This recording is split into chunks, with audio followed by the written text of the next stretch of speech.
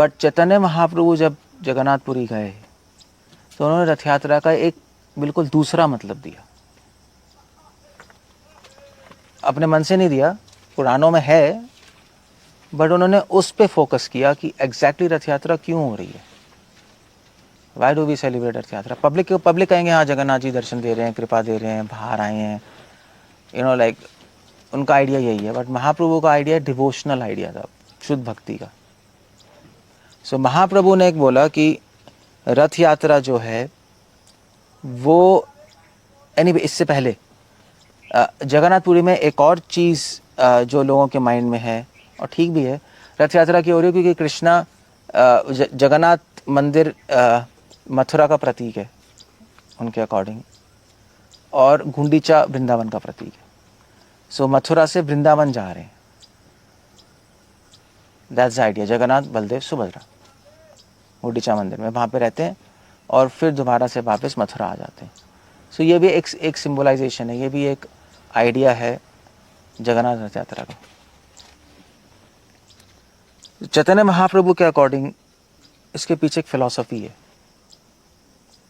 और फिलॉसफी समझना ज़रूरी है एग्जैक्टली हम क्या कर रहे हैं और हमारे मूड के अनुसार।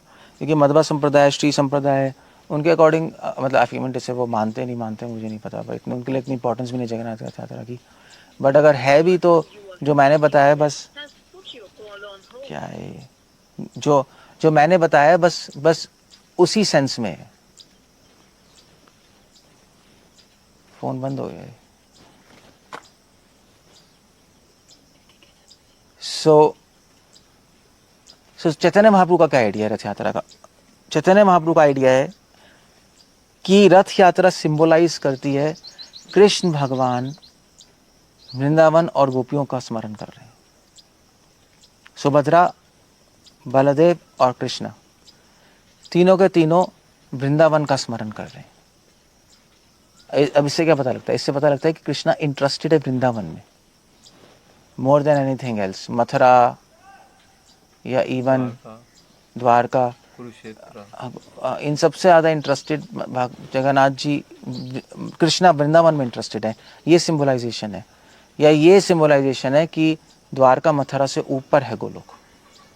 इनफैक्ट ये डिबेट भी हुई थी जब रथ यात्रा आ रही थी, तो चैतन्य भागवत में इंसिडेंस है कि स्वरूप दामोदर और श्रीनिवासाचार्य क्या स्वरूप दामोदर और श्रीवास वो साथ में खड़े थे।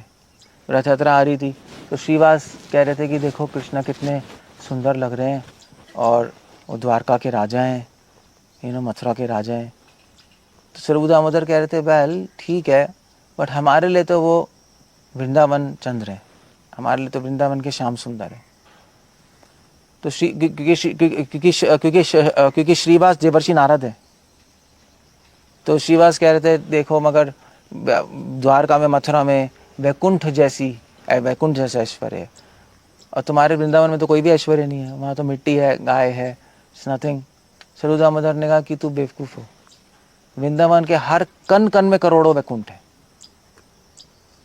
सो उनमें डिबेट चल रही थी ऐसे। और फिर स्वरूप दामोदर ने कहा वेल मगर एक पॉइंट है कि जगन्नाथ जी अभी मथुरा से वृंदावन जा रहे हैं तो वो क्यों जा रहे हैं ये बताओ? अगर वहाँ पे सेटिस्फाइड हैं, वहाँ पे खुश हैं रुक्मणी, सत्यभामा, द्वारका, तो वृंदावन क्यों जा रहे हैं? ये तो प्रूफ है कि वृंदावन मथुरा और द्वारका से ऊपर है।